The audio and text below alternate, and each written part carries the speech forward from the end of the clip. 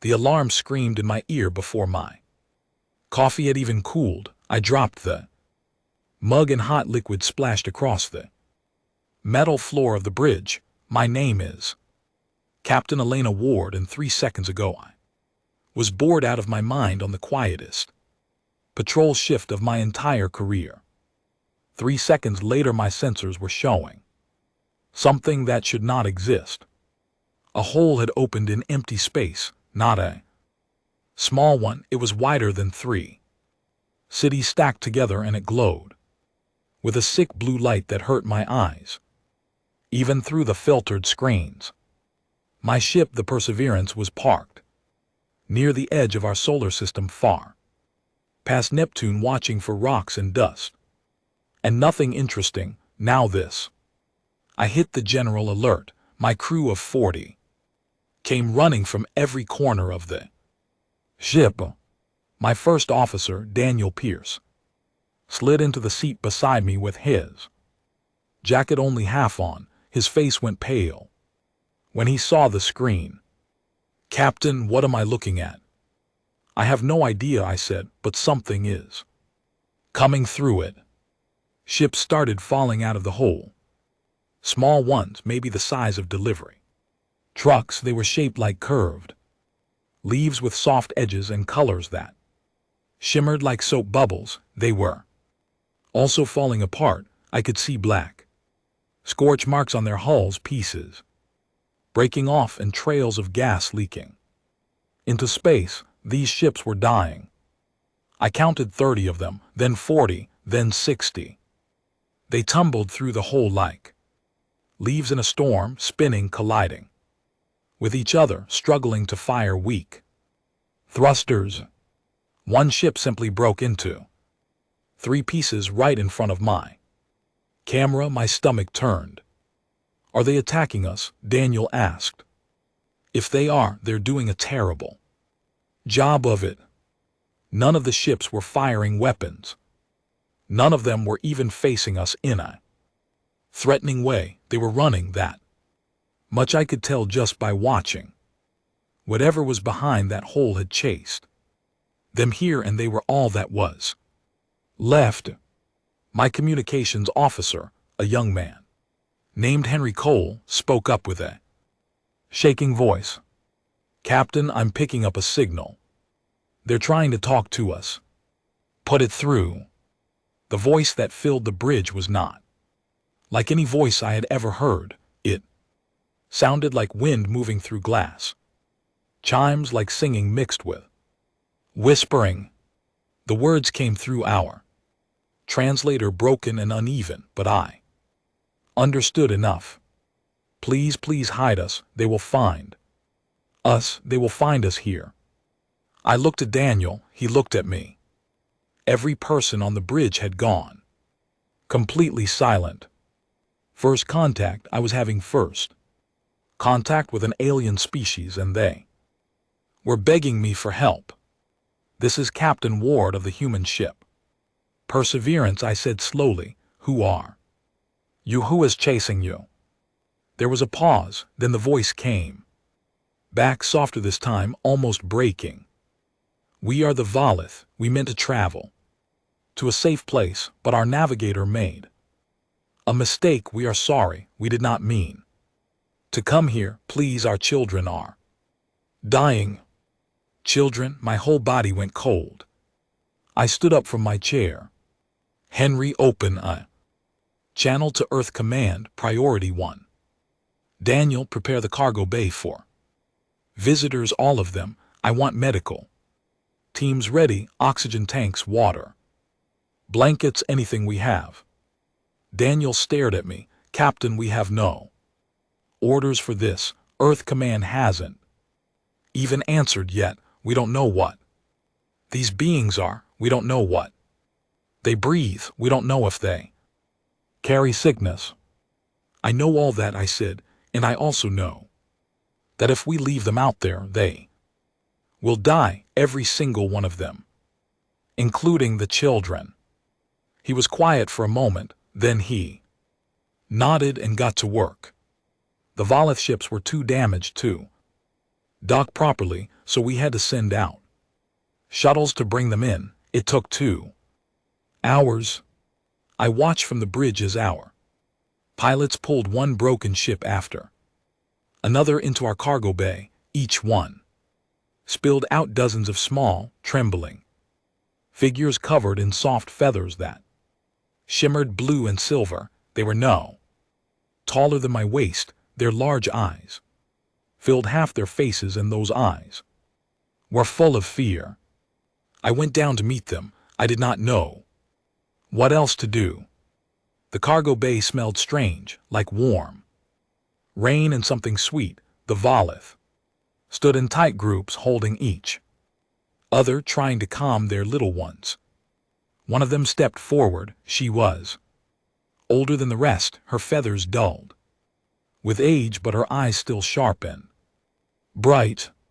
"I am Thisera," she said through the translator. "I speak for what remains of my people. You are humans." "Yes," I said. "My name is Elena. Welcome aboard my ship." She looked at me for a long time, then something wet slid down her feathered cheek. Tears. She was crying. "You did not have to save us," she whispered. "No one has ever saved us before." I did not know what to say, so I just knelt down and offered her my hand. She took it with her small, soft fingers, and she held on tight. Henry's voice crackled through my earpiece. "Captain, Earth Command is responding, but also I'm picking up something else, something big coming toward our system from the same direction." The hole opened. "How big?" "Captain, I think you should come see this yourself." I gave Thisera's hand one more squeeze and ran back to the bridge. When I saw the screen, my breath caught in my throat. A ship had appeared just inside the edge of our solar system. It was massive, longer than a small city, covered in sharp angles and dark metal. It was not leaking, it was not damaged, it was hunting. "They're scanning us," Henry said. "They're scanning every ship in range." A new signal came through. This voice was different, deep, smooth, and cold as ice. It did not need a translator. It spoke in clean English. "Human vessel, you have taken what is ours. Return the refugees immediately, and we will allow your primitive species to continue existing. You have 1 hour to comply." Daniel looked at me with wide eyes. "Captain, what do we do?" I thought about Thisera's small hand in mine. I thought about the children I had seen in the cargo bay, the way they clung to their parents, the way they flinched at every sound. I thought about 60 broken ships that had fallen into our system by mistake, looking for safety. I thought about what kind of people we would be if we gave them back.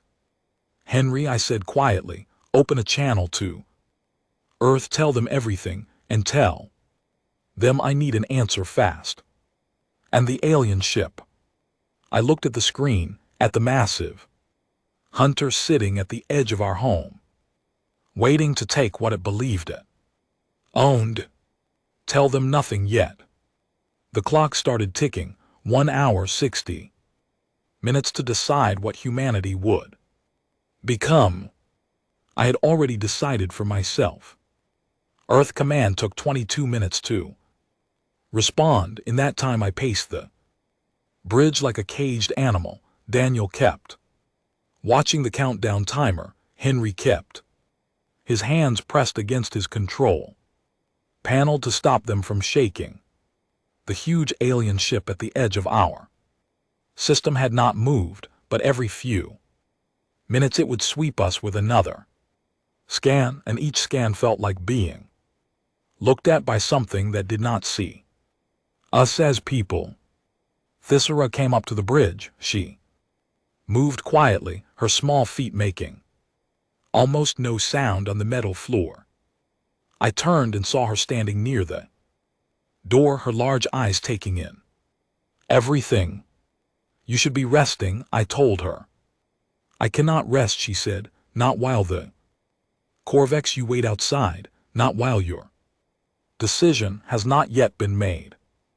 The Corvex, is that what they are? Called. She nodded slowly, the Corvax Dominion.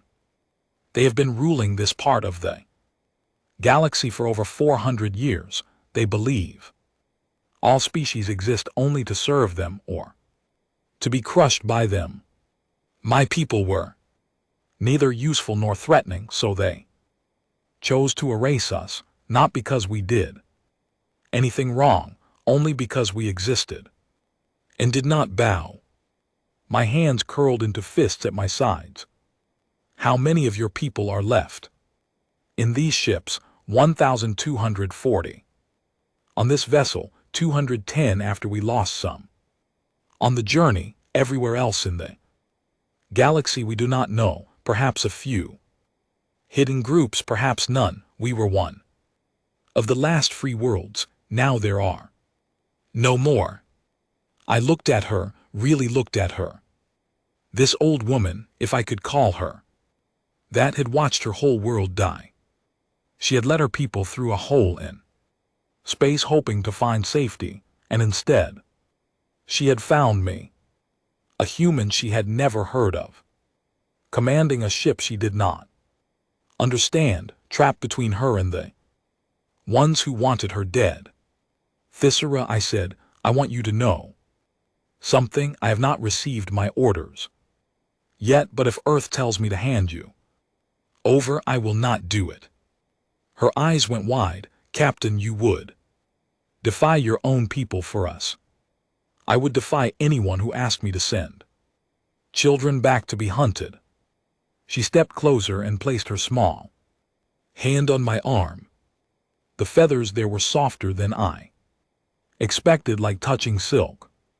Then whatever happens, she said, my people will remember you, even if only for a short time. Before I could answer, Henry called out from his station, Captain, Earth Command is on the line. The United Nations Secretary General himself. Put him through main screen. The face that appeared was tired but sharp. Secretary General William Hart had been in office for 6 years. He had dealt with wars, famines, and climate disasters. Now he was dealing with aliens, and somehow he looked calm.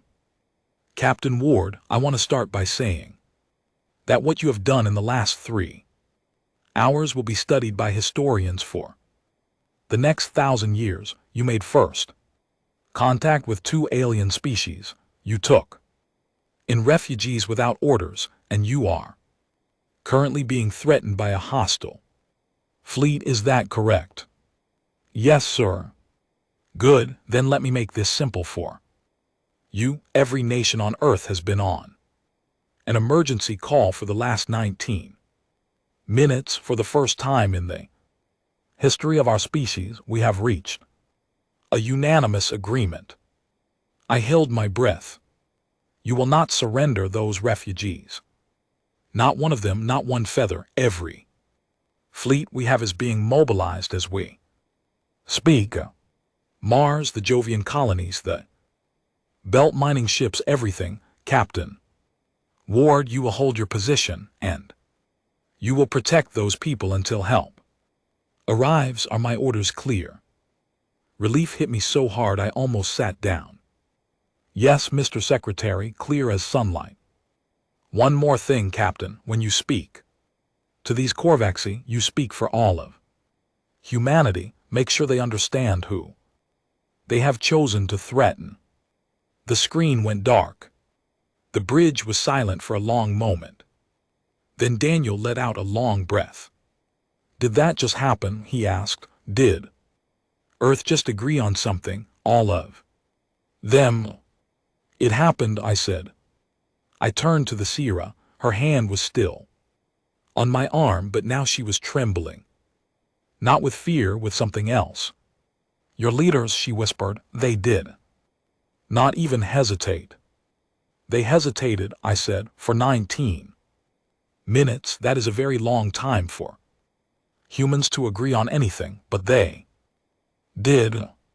She laughed. It was the first laugh I had heard from her, and it sounded like tiny bells. Then she was crying again, and laughing and crying, and I realized she did not know what to do with this feeling, hope maybe, or the shock of not being alone anymore.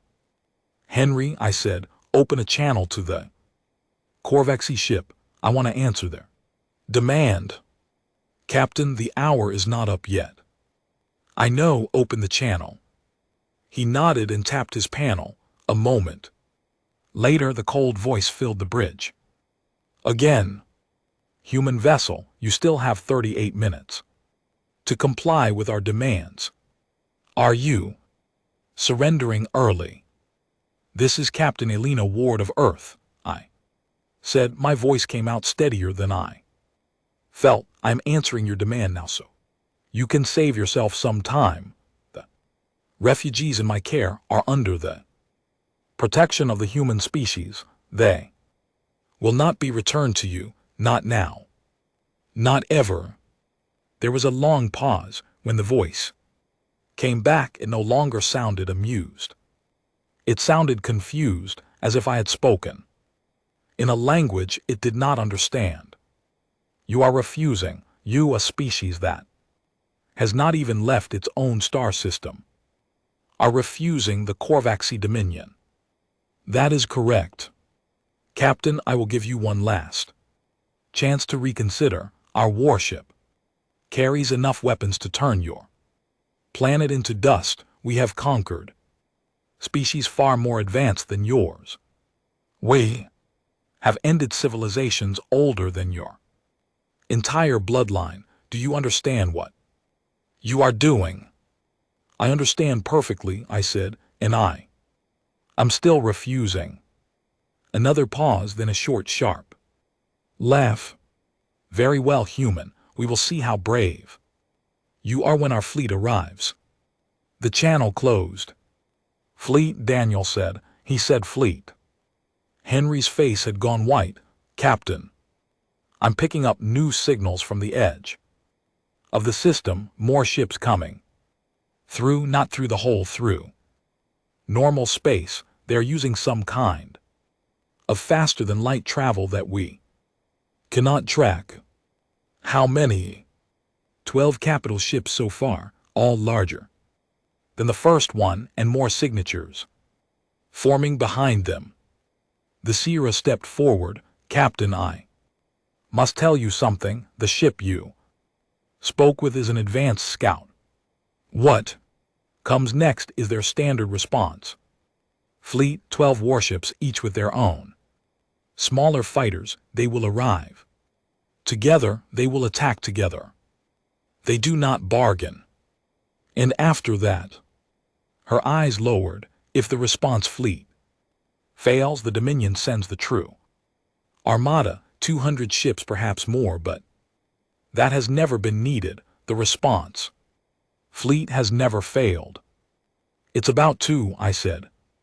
I turned to my crew. They were all watching me, scared but steady.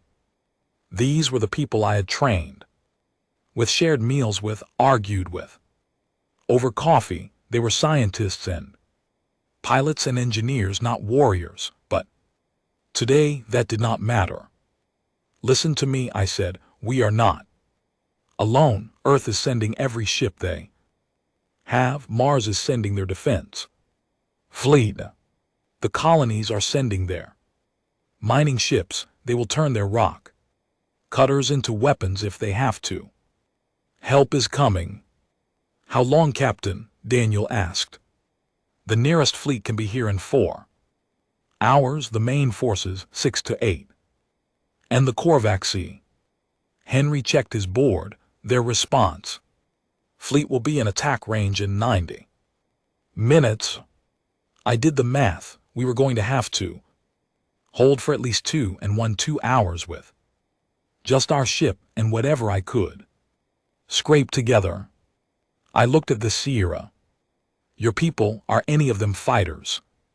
She shook her head slowly. We are. Archivists, musicians, teachers, we have never built a weapon in our history.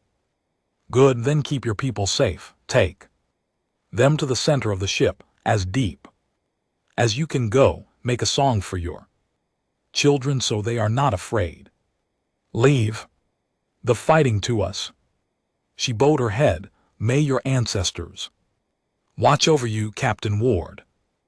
They will have to hurry, I said. We are about to be very busy. She left the bridge. I turned to my crew. All hands to battle stations. Daniel, get me every weapon we have online, including the ones we never use. Henry, I want a constant feed to Earth and every allied ship. Let them see everything. Let all of humanity see what is coming. Captain, Henry asked, if we lose today, I want the rest of our species to know exactly who did it. And I want them to remember why.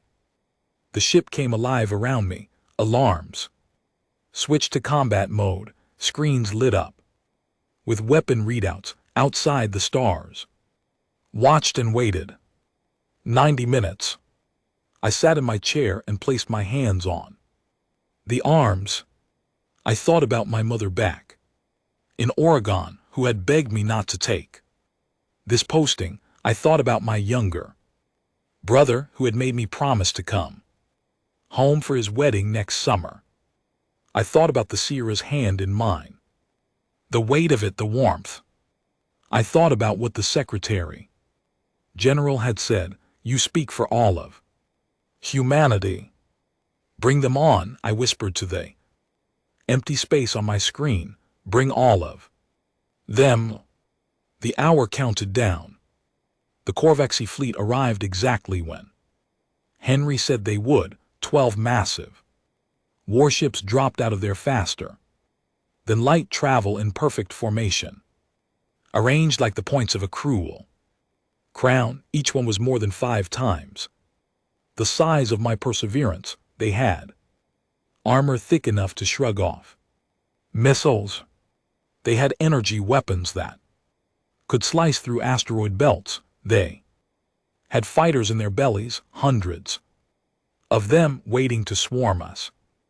And all we had was a research ship, a handful of patrol boats from Mars that had arrived 12 minutes before the Corvexy, and a promise that more help was on the way. Captain, the lead Corvexy ship is hailing us, Henry said. Let them speak, but do not respond. The cold voice filled the bridge. One more time. Human, your primitive ships are entertaining, but they are nothing. Stand down now, and perhaps we will only take the refugees instead of your entire species. This is your final offer. I said nothing. I only watched the screen.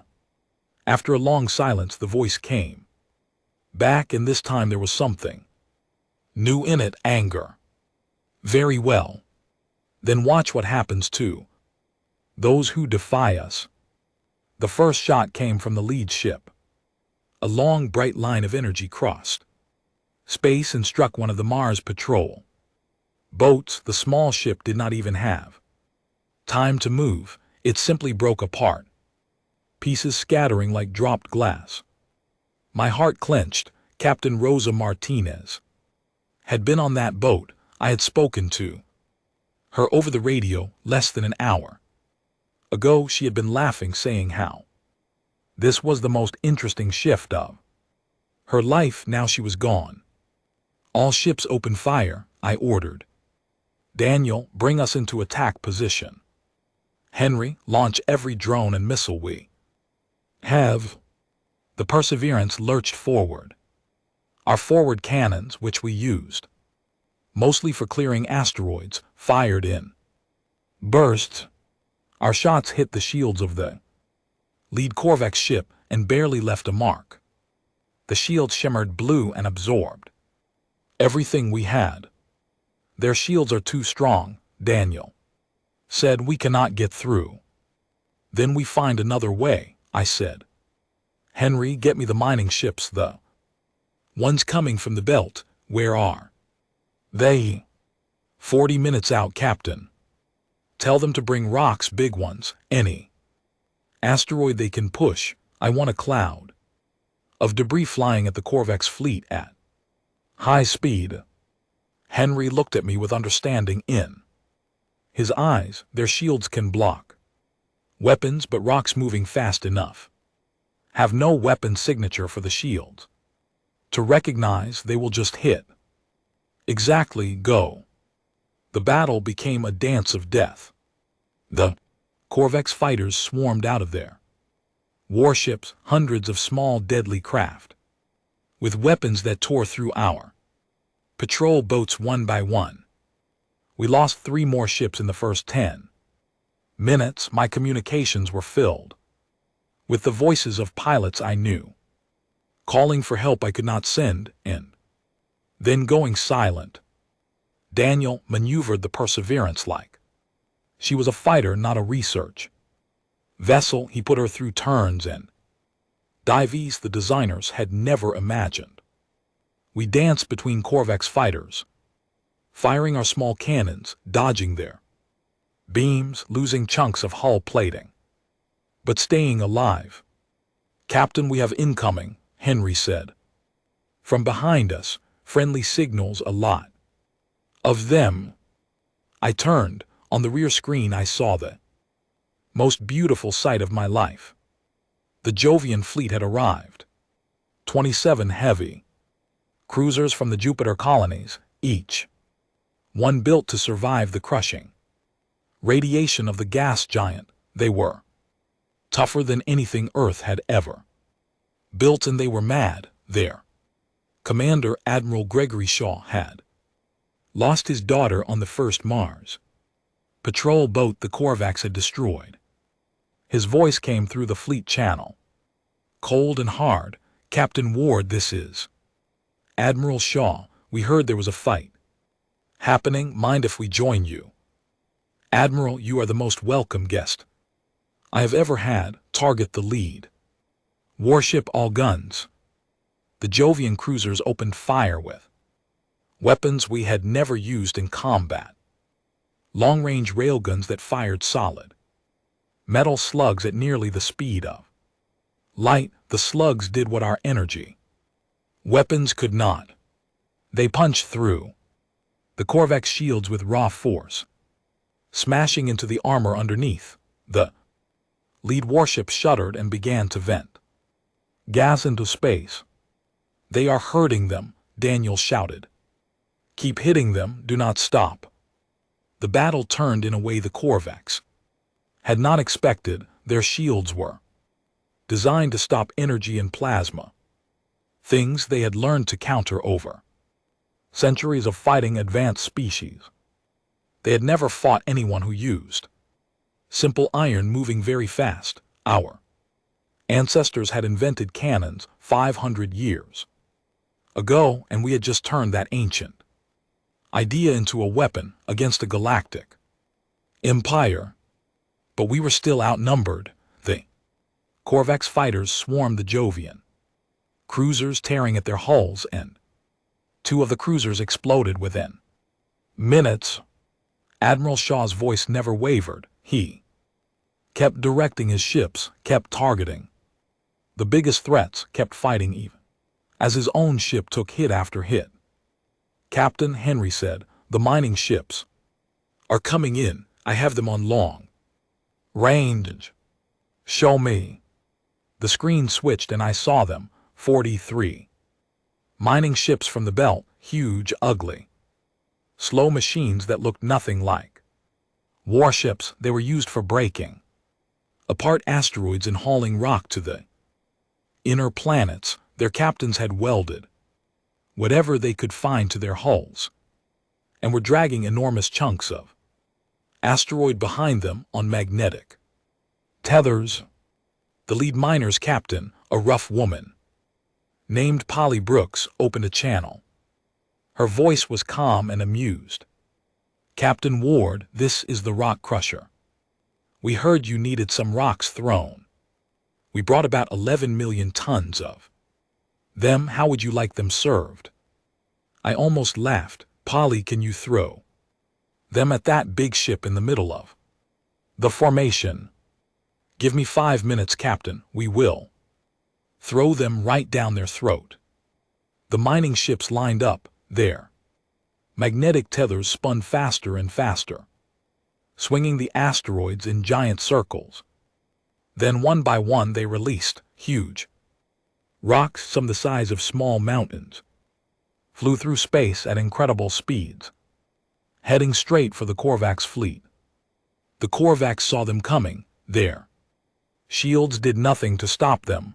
The Snort's shields registered the rocks as passive debris and let them through. Then the rocks hit. The first asteroid smashed into a Korvax warship amidships.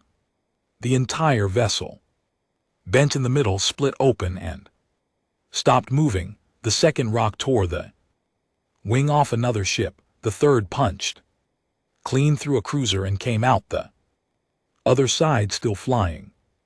I heard the Korvax commander's voice on an open channel. He had forgotten to close it, or he wanted us to hear. He was screaming orders to his fleet, his smooth, cold voice now sharp and panicked. What are they? What weapons are these? Break formation, break formation. Captain, we have more friends coming. Henry said, the Earth home fleet just dropped out of FTL. They are here. The sky filled with human ships, dozens of them, warships that had been built over the last 10 years during a nervous time when Earth had expected its own wars, ships that had never fired a shot in real battle. Now they poured fire into the Korvax fleet. The lead Korvax ship, the one I had first spoken to, tried to pull back. Admiral Shaw did not let it. His just drove straight into its side, tearing a hole in it big enough for a small moon. Both ships tumbled out of control. Admiral Shaw, report, I shouted. His voice came back weaker now. My ship is done, Captain, but so is theirs. I think my daughter would be proud. Tell my wife I love her. Admiral, your escape pods already launching. The crew, I'm staying to make sure we take this ship all the way down. Admiral, give them nothing but dust, Captain. Shaw out.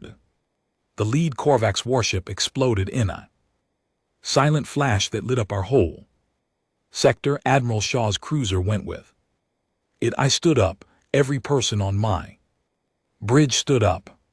We did not say anything. We just stood in silence for a few seconds. Then we got back to work. The Korvax fleet was broken. 3 warships tried to retreat, firing everything they had to cover their escape. Our combined fleet, Earth, Mars, Jovian, and the mining ships chased them to the edge of our system. Only 3 made it out. 9 capital ships had been destroyed. Hundreds of their fighters were drifting dead in space. We had won, but the cost had been terrible. Over 400 humans were gone. 11 of our ships, 2 of the Mars patrol boats, Admiral Shaw and his cruiser, pilots and engineers, and officers I had known by name.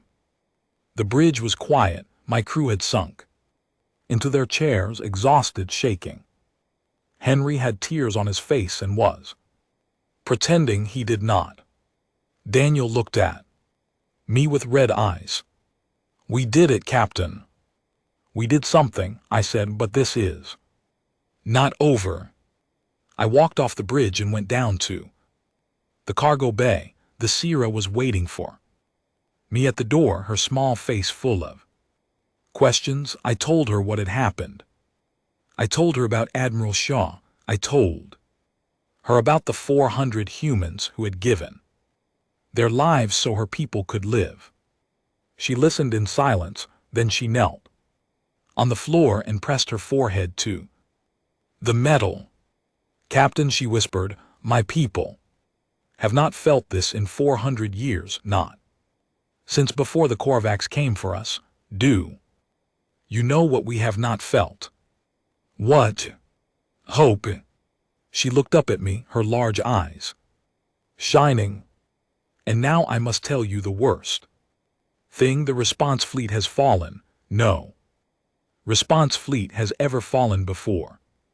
The Dominion will not accept this. They will send the true armada, 200 ships, perhaps 300. They will come to make an example of your species. They will come to erase you from history." I looked down at her. I was tired in a way I had never been tired before. My bones ached, my heart ached worse. "How long until they arrive?" 3 months, perhaps 4. It takes time to gather the armada. 3 months, I repeated. I thought about my mother in Oregon, my brother's wedding, the 400 families who would soon receive news they could never recover from. I thought about the Valeth children in the cargo bay behind her, who were now safe for the first time in their short lives. "Then we have 3 months to get ready," I said, "and we are not going to waste a single one." The weeks after the battle moved faster than any time in my life. Earth stopped being a quiet planet full of arguments. Overnight, it became something else, something we had never been before. One single people with one single goal. Every factory that had been making cars or kitchen appliances was switched to making ships and weapons. Every school taught children about the Valeth and the Korvax. Every news channel ran the footage of the battle on a loop, showing Admiral Shaw's ramming attack, showing Polly Brooks throwing asteroids, showing my small research vessel refusing to move. I was pulled back to Earth for meetings I had never expected to attend in my entire career. World leaders shook my hand. Engineers asked me questions about what I had seen. Scientists wanted to examine every piece of Valeth technology we had recovered from their broken ships. But the strangest thing of all was what happened out among the stars. Word spread fast, faster than we had thought possible. The Korvax Dominion had control of the quantum communication relays that sent messages across the galaxy, but they did not have total control. Small species, hidden species, broken species with their own secret networks all heard the same impossible news. A response fleet of the Korvax had been defeated by a species no one had heard of, on a world that was not even supposed to be capable of space travel yet. And something else had spread. The footage of me speaking to the Korvax commander the moment I refused to hand over the refugees. Someone on Earth had broadcasted across every frequency we could reach, and the Valeth had helped translate it into 40 different languages I had never heard of. Now across the stars there were beings watching me say the same words over and over. "They will not be returned to you, not now, not ever." 1 month after the battle, the first ship arrived. It came in quietly, broadcasting peace signals in a dozen languages. It did not try to hide. It simply approached our system and asked permission to enter. I was back on the Perseverance by then, which had been repaired and upgraded, and I took the call myself. The being on the screen looked nothing like a Valeth. It had a long neck, 3 eyes arranged in a triangle on its face, and skin that looked like polished stone. Its voice was deep and rough. "Human captain, my name is Valand of the Mirn. My world was destroyed by the Korvax C-103 of your years ago, we. Snorts are scattered people drifting. With no home, I have brought with me 6 ships, 2,000 of my people. We heard what you did, we ask with no right to ask. Only with hope, if you would allow us to stand near your world, not inside it. Not on it, only near, so we can say when the dominion comes that we did not stand alone. I stared at him. You are asking to help us fight. I am asking for the honor of dying beside people who would save strangers. I did not know what to say. I told him to wait, and I called Earth. 3 days later, we accepted the Mirn. They set up their ships in a loose formation near Mars, and their engineers began working with ours. They had weapons we did not, plasma cannons and energy shields far more advanced than anything humans had built. In exchange, they wanted nothing but a place to stand. 2 weeks later, another fleet came. These were the Soltari, a small people with skin like water and bodies that flowed when they walked. They had been nomadic for 200 years since the Dominion had taken their homeworld. They brought 12 ships and asked the same question. Then came the Okun, whose children the Korvax hunted for sport. They brought 3 massive ships, each one hollow inside, each one packed with beings who had nowhere else to go. Then the Jeth, then the Palori, then the Morn and the Vesh and the Kokith. 20 different species by the end of the 2nd month, all of them broken, all of them hiding, all of them hearing the same story and coming to see if it was true. I met their leaders in a conference hall on Mars that had been set up just for this purpose. The hall had been built in 3 weeks. Every species had its own section with air and gravity and lighting adjusted to their needs. The Sierra sat beside me during every meeting, translating not just words, but meanings, explaining to me why a certain Morn leader flinched when I raised my voice, why a Soltari elder refused to drink water from certain cups. One afternoon, after a long meeting with the leaders of 7 different species, I sat outside on a Mars balcony with the Sierra.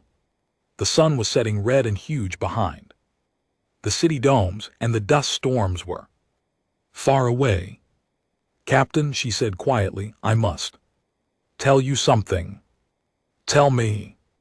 In all the stories my people have recorded across 10,000 years of history, there is no record of a species doing what yours is doing, not once, not a single time. Older, wiser species than yours have ruled the galaxy, and none of them ever opened their doors to strangers this way. The galaxy has forgotten kindness, Captain, and you are reminding it. I looked at her small face, her bright eyes, the soft feathers that had lost much of their fear and were now glowing again. We are not special, Sierra. We fight among ourselves. We have done bad things to each other throughout our history. We are not wise. No, she agreed. You are not wise, but you are something else, something the galaxy has needed for a long time. What? Stubborn. I laughed. She laughed too. It was a good moment, one I would remember later, when things became darker. By the end of the 2nd month, we had 23 allied species gathering in our system. Ships filled the space between Earth and Mars. The sky at night was no longer just stars. It was stars and the lights of foreign fleets shining like new constellations. Children on Earth pointed up and named them the Palori lights, the Okun cloud, the Valeth line. Admiral Shaw's daughter, it turned out, had a younger brother named Martin. He was 15 years old, and he had learned about what his father did during the battle. He wrote me a letter. He asked if he could enlist in our new space defense force early. He said he wanted to fly like his father had. I wrote back and told him to finish school first, but I also told him that his father had saved thousands of lives and the whole galaxy knew his name now. I do not know if that made him feel better. I hope it did. The factories of Earth had built 40 new warships in those 2 months, small ones, fast ones, designed from what we had learned fighting the Korvax, solid metal ammunition, multi-layer shields, emergency escape systems. Each ship carried a crew trained for this new kind of war.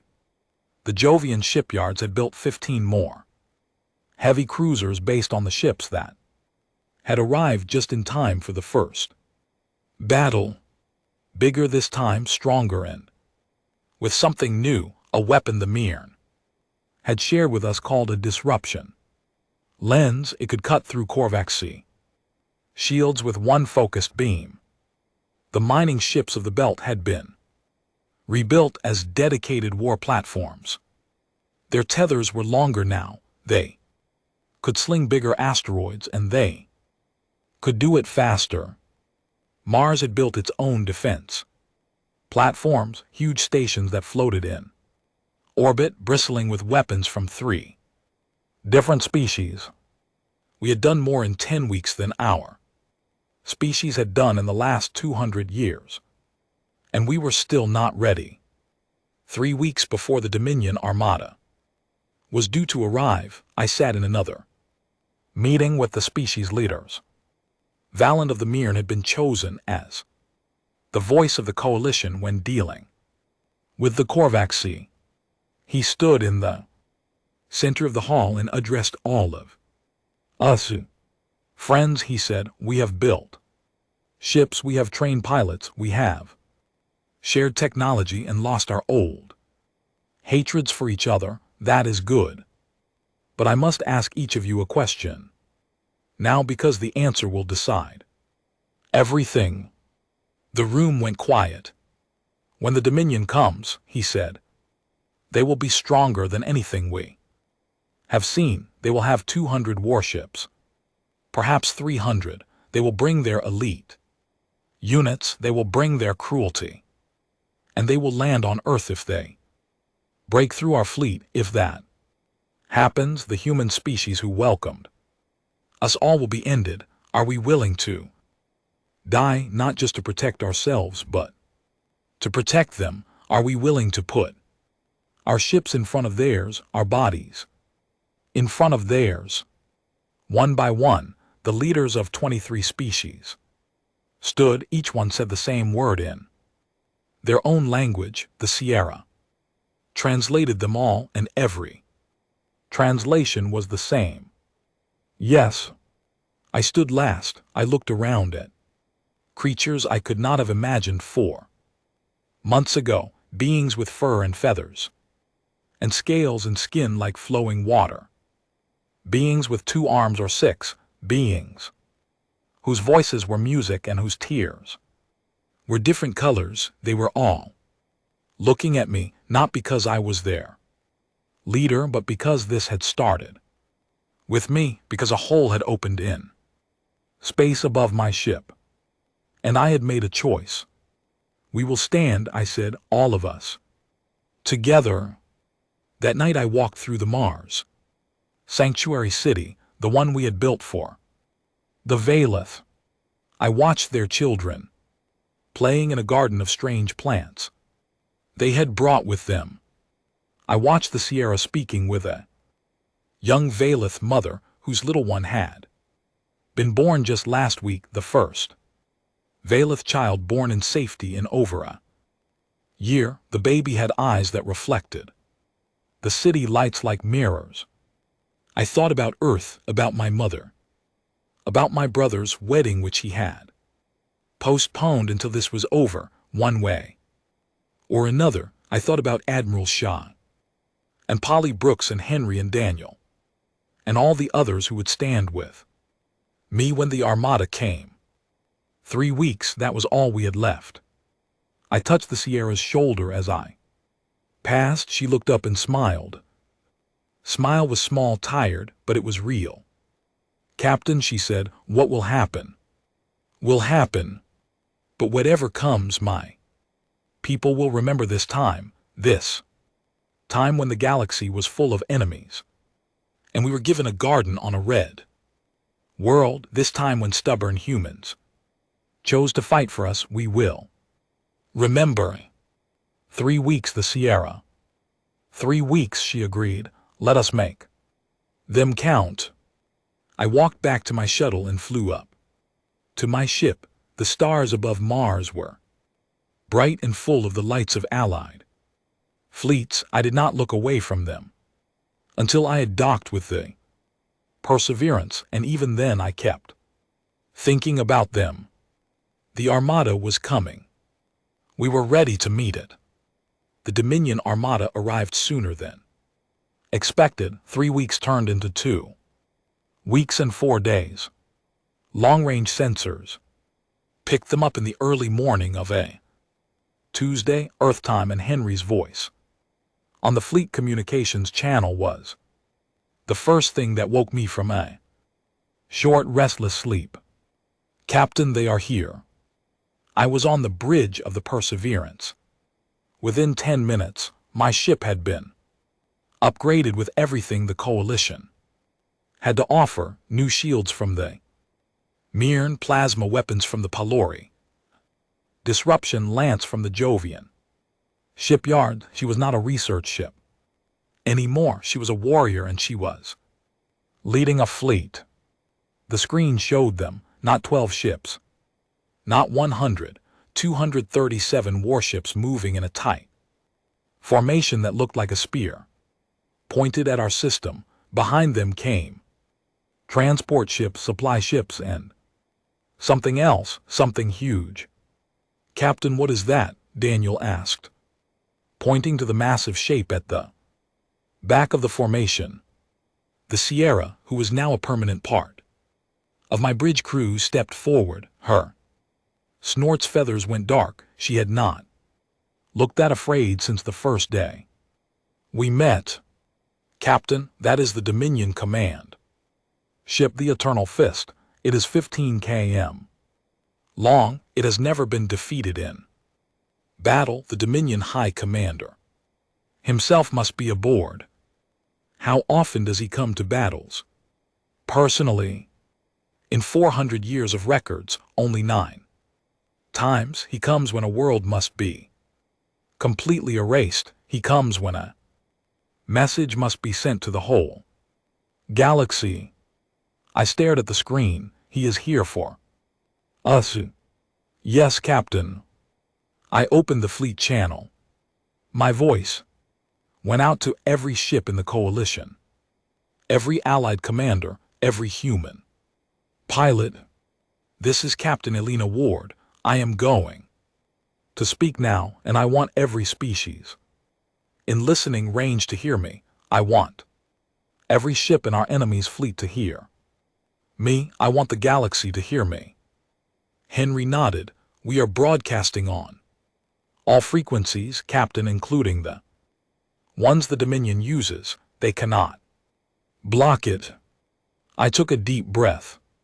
To the Dominion High Commander, to every species watching from hidden places, to every world that has been crushed under the Korvac's boot, to every child who has been told that resistance is hopeless, listen to me.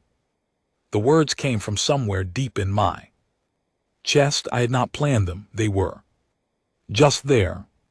My species is young. We are not wise. We are not the greatest civilization in the galaxy. We have fought each other for thousands of years. We have done things we are ashamed of. We are not the heroes of your stories. But we learned something in our short and loud history. We learned that the measure of a people is not how strong It is not how old they are. It is not how clever they are. The measure of a people is who they protect when it costs them everything. The Valeth came to us by accident. We could have turned them away. We could have handed them over and kept our quiet little corner of the galaxy. We chose not to. We chose them, and when the Dominion came to punish us for that choice, other species came to stand beside us. They chose us, and now together we stand against the Dominion. Commander of the Eternal Fist, you may break our fleet, you may reach our world, you may even destroy our species, but you will not do it without a fight. And every other species in the galaxy is watching. They are watching to see if you can be stopped. They are watching to see if there is hope, and whatever happens here today, we have already given them that hope. That is something you cannot take back. That is something you cannot erase. So come, bring your armada, bring your High Commander, bring your 400 years of conquest. We are here and we are not moving. I closed the channel. The bridge was silent. The Sierra was crying, but so was every other alien leader I could see. On the fleet screens, Voland of the Mirn had his hand over his heart. The Sultari ambassador was holding his face in his hands. Daniel turned to me, his eyes wet. Captain, that was the best speech I have ever heard. It was not a speech, I said. It was a promise. The Dominion did not respond. They simply advanced. The battle began at noon, Earth time. Our fleet, 340 ships strong from 24 different species, met the Armada in the outer reaches of our system. The combined firepower of both sides lit up the sky so brightly that people on Earth could see flashes during the day. The Korvax ships were stronger than anything we had faced before. Their shields shrugged off our older weapons. Their beams tore through our lighter ships in seconds. We lost 14 vessels. The first 10 minutes, 7 human and 7 from our allies, but the coalition had prepared. The Mirn ships took the front lines, absorbing hits with their heavy shields. The Palori ships darted in and out of enemy formations, striking fast and retreating. The mining ships had evolved into long-range platforms, flinging asteroids with deadly accuracy, and the disruption lances worked. The Jovian cruisers, 11 of them now, equipped with the new weapon, targeted the largest Dominion ships. One lance could cut a hole through any shield. Combined with our solid ammunition, we were breaking through in ways the Korvax had not seen. The Eternal Fist sat at the back of the Dominion formation, not entering the battle directly, directing her fleet. Like a chess master, she was surrounded by 12 elite warships, her personal guard. Every attempt to get close to her was cut down. 3 hours into the battle, my Perseverance had taken heavy damage. One side of my hull was venting atmosphere. 2 of my weapons were offline. We had lost 15 crew members, but we were still fighting. Captain Henry called. Voland is hailing us. Put him through. The Mirn leader's face appeared, bloody but focused. Captain Ward, the Eternal Fist must fall. If the High Commander escapes, the Dominion will return with a larger armada. We must end this now. How? My people have a tradition. When a ship cannot be beaten by its weapons, its captain gives it as a weapon. I have coordinated with 6 other allied captains. We will charge the Eternal Fist together. We will break her elite guard, and one of us will reach her. I felt cold. Voland, you're asking too Die. I am asking for the honor of ending. This, Captain, my home world was destroyed, my children were destroyed. My wife was destroyed, I have lived these 100 years only to see the Dominion fall. Give me this. I could not answer for a moment, then I nodded. Valand, it is yours, and when the history of this day is written, your name will be the loudest in it. Thank you, Captain, tell the Valeth children that the Mearn stood with them. I will. The 7 ships began their charge. They broke formation and drove straight through the heart of the Dominion Armada, taking hits from every direction. The first ship fell at the halfway point, its engines gone. The second fell, trying to shield the others from a beam. The third, fourth, and fifth ships broke through the elite guard, firing every weapon they had. The sixth ship, a small Palori cruiser, drove straight into the side of one of the guard ships, taking it out of the fight forever. That left Valen's ship, his flagship, alone, charging the Eternal Fist. His voice came through one last time, across every channel. For those who came to us as refugees, for those who chose to keep us safe.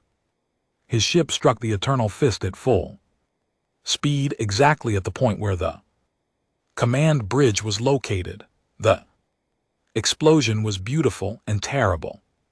For a moment, space itself seemed to hold still. When the flash cleared, the Eternal Fist was broken in half. The front section was spinning away, dead.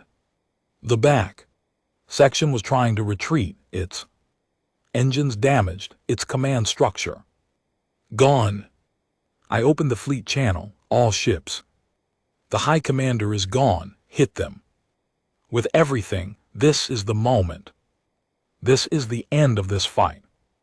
What happened next was something no one expected. The Dominion fleet without its command ship, without its High Commander, began to panic. Their formation broke. Their ships started firing wildly, some even at each other. Coalition ships poured into the gaps, tearing them apart. Within an hour, the Armada was shattered. Within 2 hours, the survivors were fleeing. We won. We lost almost 100 ships, 8,000 beings from 20 different species had given their lives in the battle. Valand was gone. Half of his Mearn people were gone. Mars had been struck by falling debris in several places. A portion of the Valeth sanctuary city had been damaged, though the children had been safely evacuated. But the Dominion was broken.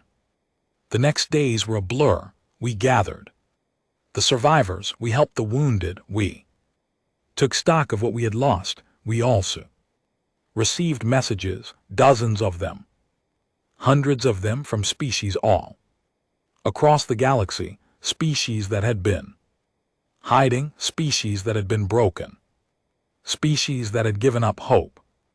They were rising everywhere. Dominion had lost its High Commander, its flagship, its best fleet. Rebellions broke out on 100 occupied worlds within days. The news spread like wildfire. The Corvaxi were not unbeatable. The galaxy could be free again. A month after the battle, I stood on that same Mars balcony with the Sierra. The red sun was setting just like before. But so much had changed. The city was bigger now. More species lived there.